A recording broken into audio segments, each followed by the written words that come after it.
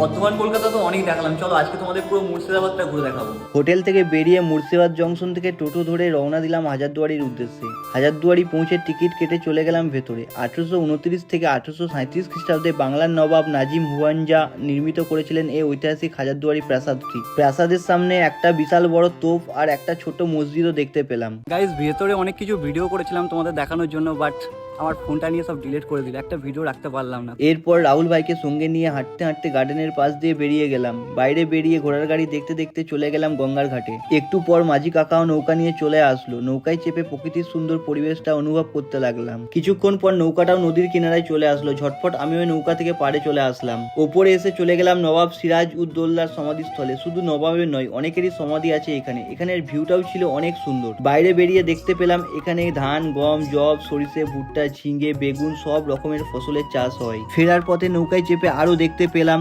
পানকৌড়ি পাখি উড়ে বেড়াচ্ছে জলের উপরে। নদীর পাড়ে মুকুলে পড়া আম গাছ, কিছু আম গাছ তো শেকড়ের দ্বারা নদীর পাড়ের মাটি ধরে রেখেছে। কেউ নদীর পাড়ে বসে ছিপ দিয়ে মাছ ধরছে। কিছু মানুষ নদী পারাপার হচ্ছে ফেরি বোটে চেপে। হঠাৎ আমার চোখে পড়লো এই সুন্দর মন্দিরটি। একটা দাদু ছোট্ট একটা নৌকায় বসে মাছ ধরছে নদীর ধারে। এসব দেখতে দেখতে আমিও রুমে চলে এলাম।